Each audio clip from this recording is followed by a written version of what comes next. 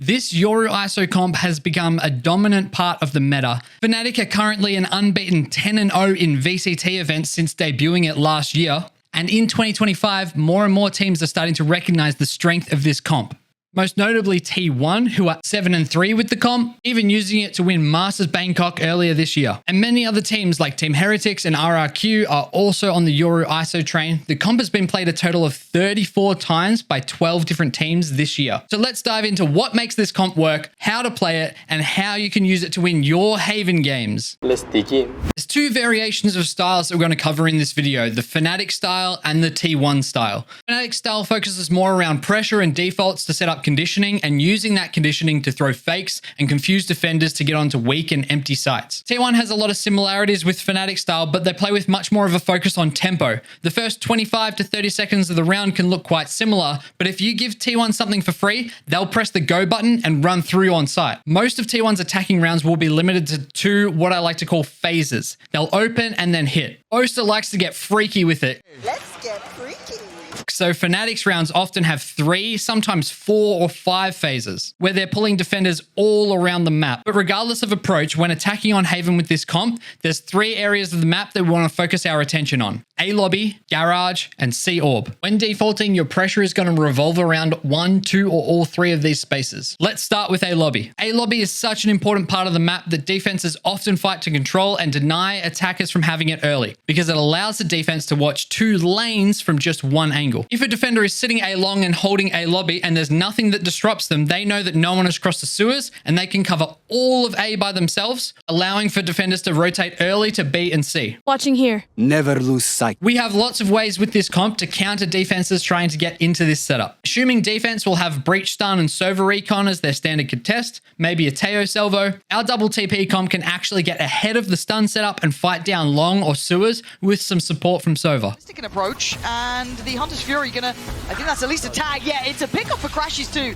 He's been so good. We're going to look at defaulting after this, but let's firstly look at a standard A. And this is what T1 generally do whenever they want to push the tempo towards A. If they have a Yoru ult or an Iso ult, this is something that they'll go for quite often. If you'd like a full playbook for this comp to play like T1 and FNATIC and other comps for other maps, you can find them on my Patreon. And every time I release a playbook, I also release free sample pages from that playbook for my non-paying members. This is a high tempo play that has enough variations that you can run it without getting countered very easily. Cypher sends his cage towards A long. Yoru is going to gate crash to A long, but not before throwing a flash over the top of the cage so that he can swing through if he wants to. And Sova's going to throw a recon dart that lands sooner than the standard A long dart, so Yoru can swing through on a quick timing. While all that's happening, Omen's going to smoke off sewers to deny any fast swing, and Cypher's going to cam through that smoke into sewers to take control. Omen can TP into the smoke to swing through off of the cam. Now, the sewer smoke is optional. If your opponents aren't really contesting sewers all that often, you can save it for the site hit. And just adjust your TP into the front of A lobby so you don't get glacked as you TP down. Now, ISOs, I know you don't play ISO to be a support character, but it is required of you in this play. I'm so sorry to do this to you. You must be in charge of breaking the recon. Everyone else is throwing so much utility and fighting. You're the one with the gun out in your hands. Break the recon and then get ready to fight or either long or sewers. Once you've taken control, Yoru is going to take a breather and wait for all the slowpokes to catch up. Omen's generally going to end up joining the players in long so that he can flash from quad to backside. As you exec, gate crash and decoy, flash backside. Sova, make sure you shock dart for any entry trips, and optionally a shock dart for the default box as well. If you have ISO ult, before you do all of this, you're going to want to drone. Find a target for your ISO ult and then go into sight. It's not really a bad idea to drone first anyways, but if you are really pushing the pace, it can slow you down and you could lose the timing on rotates. So it's up to you to decide. Omen smoke heaven, then CT. Smoke CT flush with hell to create a crossfire for the A post plant. If you smoke in the tube, defenders can swing through the smoke and isolate angles on the graffiti side of site, allowing them to flood easier to support. This is your default plant spot. The further you cheat right, the better it is, but on the far right, you can be spammed from heaven, so be careful. If you have full site control, you can plant ammo for a more open plant. And if site is empty and you're not at risk of a flood, you can go for the open wall plant, which can be seen from CT and heaven as well. If you're running a standard A, you're not really going to have the opportunity to do this safely. It's more something that you're going to do after a default or a late round Omen ult across the map. If you want to slow down the early round or bait out traps, we can default A lobby. Our goal in a default is to create question marks for defenders, using vision denial and other util to clear space and make noise, to apply pressure to spaces to force the defenders to hold it until they can re-clear it. Depending on the defense's setup, this might either draw rotates to a weak side of the map or hold players in position on the strong side of the map. To do an A lobby default, either Cypher cage the cross or Omen smoke A long to deny info about crossing to sewers, and then you can get information and pressure sewers by sending a Sova recon or a Cypher cam to check for any sewers aggression without risking the body of one of your players. An optional addition to that is for Yoru or Omen to claim the space with a crash or TP into sewers or planks to avoid the early stun. And now, if the attack hasn't gone for a full contest, we have easy control of both lanes. We've broken the A long sightline, which puts pressure on sewers, and we've confirmed the sewers space with our util. Even if we don't push into sewers, we've created the guise of sewers control, and that pressure forces defenders to react in certain ways. And in the following moments, you have a slight information advantage that you can play off by playing off the fact that the defenders either have to hold or re-clear sewers and A long.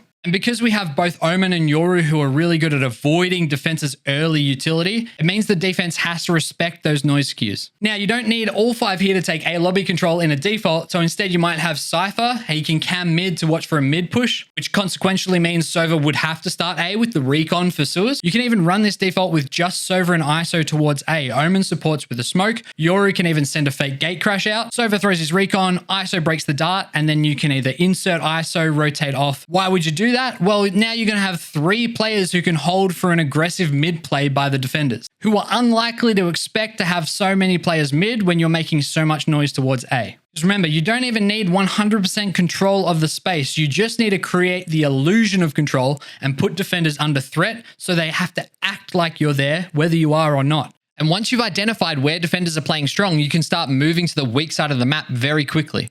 Like in this round where T1 started with more numbers towards mid, but then headed towards A after the aggressive mid play. As Iso, similarly crisp with the headshots as they swoop in and just absolutely dominate here on the side. Buzz going to be alone. Our second focal point is Garage. Whoever controls Garage has advantage on rotates between B and C sites. Often defense will have a trip of some kind holding that space. KJ and Cypher can even contain both C long and Garage with a turret or cam. So whenever we're playing around slow, we must keep this in mind. If we don't break it as attackers, the defense is going to have a huge advantage in being able to predict where we're going to end. Now, there's an advantage to breaking it earlier rather than later, and that's creating a leak that the defense has to plug. You can break it with an early lineup, but it's not always enough or guaranteed. For example, if Cypher hears your shock dart coming, he can take his trip back and replace it, or just wait for the shock dart to come if you're doing it at the very start of the round. So it's actually often quite important to push into Garage to confirm control of the space. And just like A lobby, by taking control of that space and denying info from the defenders, they are now forced to hold until they can re-clear. If we're in the mid round, we won't have a recon dart, so instead you'll use a Yoru flash and a Sova drone to enter the space. Once you're in, break any sentinel util holding Garage,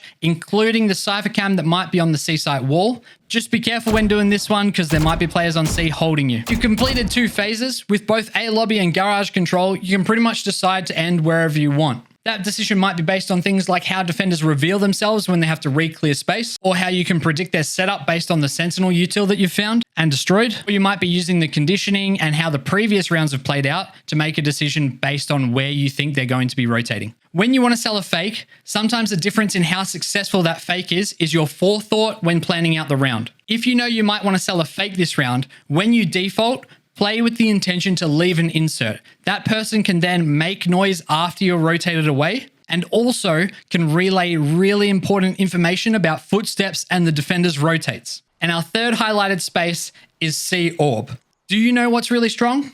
Ultimates. Nessus E all over the site. Incoming nukes. Nukes dropping down. Wall. Pushing over the rocket with rocket launcher flying over. Insane splash grenade. And there's one ult in particular that allows you to turn your rounds into a 4v5 almost always. It's so much easier for the attackers to farm the C Orb than the defenders, so we want to take advantage of this and get as many kill contracts and dimensional drifts as possible, with kill contract getting priority out of those 2. Now, there's a few ways you can go about farming the C Orb. If you know the defense doesn't have an op, you can triple swing C long and take the jewel. and then just farm the orb. Another option you have is to create a one-way smoke on the top C box, limiting the defender's angles that they can fight you from. And you can also do a pregnant smoke at the top of C long to deny vision, but that's not all it does. If you use this C long smoke, you can use it as conditioning to set up a C exec in a later round. Because it denies vision, defenders don't know if you're walking up C long or not. The first couple of times you throw it, if you just use it as cover to farm the C orb and rotate away, you can condition the defenders to thinking that's all this smoke is. And then you can do what we like to call a little bit of subverting expectations and walk up C long behind the smoke. All of a sudden, as that smoke goes down, you're ready to burst an exec, and they haven't brought rotates over because it's not been pressured before in the same way. And that, my friends, is what we call conditioning. Your C execs are nice and simple. Omen, smoke, C-link, and garage. Paranoia, danger towards logs after you got your smokes out. Recon for backside. Yoru, decoy and flash the entry. You can also crash into backside. ISO wall towards backside so you can flood out and clear the close angles. Clear front plat, danger, logs, backside, back plat. And then if there's a turtle smoke or cage on site, you can pinch in from backside and front side at the same time. The best site to get plant down is A site, followed by C site, then B site. A site has the most amount of good post-plant options. As long as you have flank covered, you can play on-site, long, and short, and you might even have flank pressure by wrapping through a link. The CT choke point is incredibly hard to get out of for defenders. You can set up a crossfire between Graffiti and Hell with a player on default swinging on contact too. If you have another player in short, you can have the default player holding heaven with the short player ready to swing on contact, because you do have to be worried about being peeked from heaven. Careful. But you can cycle your smoke on it to deny that and just focus on CT as well. It is often better to smoke CT though, because if you play in good positions, it helps enable that crossfire. And if they want to get from heaven to site, they obviously have to jump out of heaven.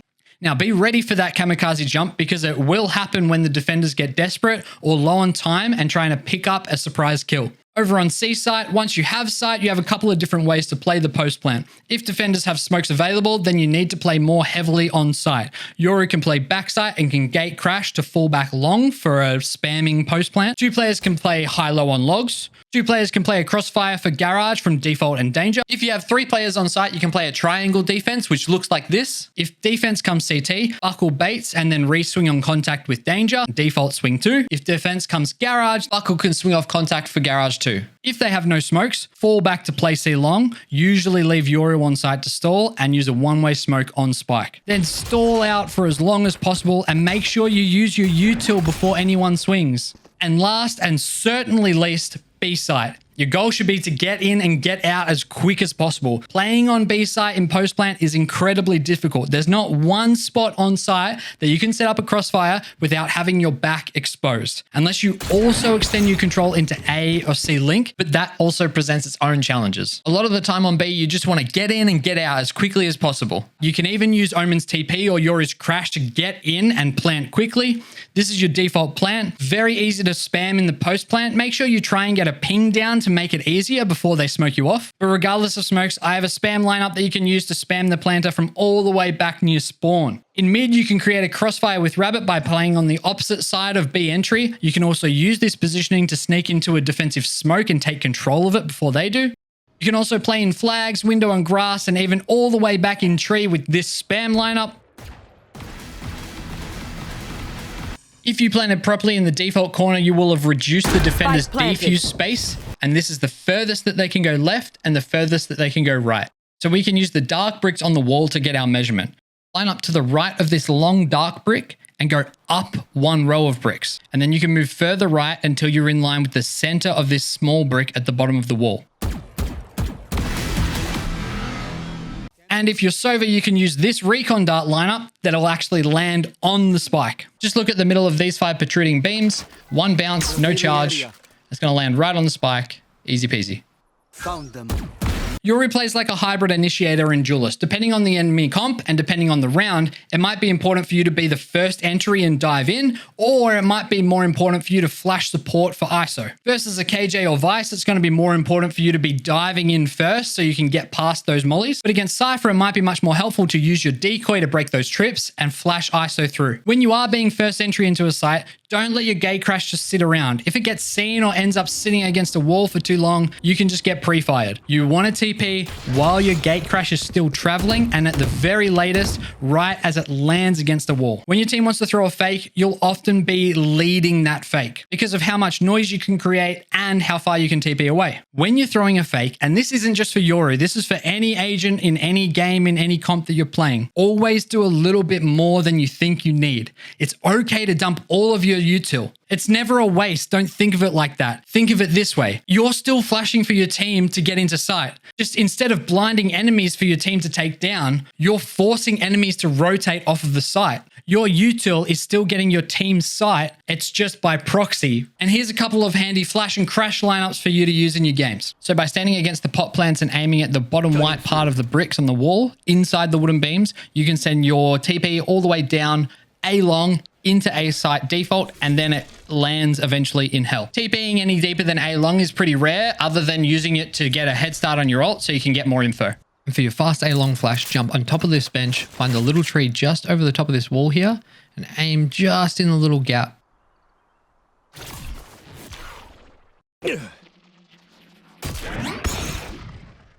Okay, ISOs, I know I said you had to be a supportive agent and break the util before, but it's only because you're going to be so greedy elsewhere on the map. You need to absolutely greed those orbs. Force your team to play around getting your ult online as soon as possible so you can snowball the game. If you win the first 2 rounds and farm a couple of orbs, you probably have ult for round 3, allowing you to convert your bonus, and from there, it's so hard for the defenders to come back. Speaking of using your ult, always, always, always shield before ulting. I don't care if you want 2 shields in a round, that is overkill. If you get an opening pick on a site anchor, or anyone for that matter, you're gonna win the round regardless. So you just need to give yourself the biggest advantage possible in that site and not let your ego get in the way of just thinking you're better and ulting without a shield. And when you don't have ult and you're popping your shield, you're better off living and holding a good position rather than chasing a bad fight just because you have shield. Too often I see ISOs throw away their advantage that they've created by overheating and pushing past site, for example. There's no point in creating an advantage if you're just going to throw it away. Now, your undercut's a very thin projectile. It's often hard to hit something reliably in an exec. Plus, it's expensive now that they added the suppress to it. I recommend most of the time saving it for post-plant. When the defense tries to retake, you can send it through the choke to suppress anyone as they're pushing on. If you hit multiple defenders as they're flooding into site, that's just round over most of the time. And by being greedy and saving it mostly for the post-plant, it's going to help your econ and allow you to buy more guns, maybe even a hero rifle on an eco round. See, I told you get to be greedy. Okay, Sovas, I've got lineups for you. Here's your default A long dart. Line up the top point of your right diamond with this chain for the lantern. It's going to be 1 charge, no bounces. Revealing area. And here's the faster landing A dart for when you want to go for the T1 set play. Come stand in the same spot. And you're going to line up the edge of this wooden feature with your second charge bar. Then it's going to be 2 charges, no bounces, and fire. Scanning ahead. And from the same spot, you can throw a shock dart for the B trip. Look up towards this rock structure behind the roof. Jump, 1 bounce, 1 charge. Now, in a round where you're playing 2 or more phases, your typical pattern is going to be recon, drone, then recon again. If you're playing a slow default, recon opener, second phase re-clear with drone in another part of site, and then you have your recon for when you exec in 3rd phase. If it's a fast round, you're going to recon opener, then drone site for info, and then you have recon backup for post-plant, which you can either use to counter the flood or to help spam the diffuser. Here's a shock dart lineup for breaking the C trip when you're entering site. Standing against the back wall in C orb, line up this edge of the wall with this edge of the close corner, and then just look at the top white part of the wall, 1 bounce, 1 charge. And lastly, here's the lineup for being able to break the garage trip. Standing in line with the edge of the beam and the hay bales barrier, find this line in the box, then aim at the wall just next to it. It's going to be 2 bars, 2 bounces. Paranoia is a crucial exec tool. Try not to get baited into using it too early. We have other tools that we can fight with in the opening fight. I'd really only use it if we're going to hit like 3 people in a big opening skirmish, and it's going to be round over after the skirmish regardless. On A site, if you're short, graffiti to default. If you're long, quad to default. B site, you want to hit pigeon, and on C site, danger to logs. Okay, my sneaky Cyphers. Here are your standard flank trips. And whenever you place trips, to make sure that they're the correct height, crouch and place them in line with your head. This makes it so they can't be jumped over or crouched under. Have this C trip, which works both ways, and then you have the A standard trip, which works for protecting a flank, but not the other way around. If you want to catch people coming out of A lobby, the only way to secure that as Cypher is after the round starts when the barrier goes down. You place your trip here on the bench. Lurk pathings. Getting up mid is often pretty easy once your team is pressuring A or C. It can be easy to catch people rotating through B site. And after you get your pick, use your cage to get away safely. Use the knowledge that you can use your cage to get away to give you some more confidence to take some more aggressive timing. If your team is pressuring garage or C at the start of the round, you can pressure A all by yourself. Using this cage lineup, you can pop it, get your cam down into sewers. You can even pop both down so that you can reactivate one to get out, or use it for fake pressure later in the round. And lastly, your A long cage for the T1 set play. Stand on this crack and then find where the dark shingle meets the light shingle and jump throw.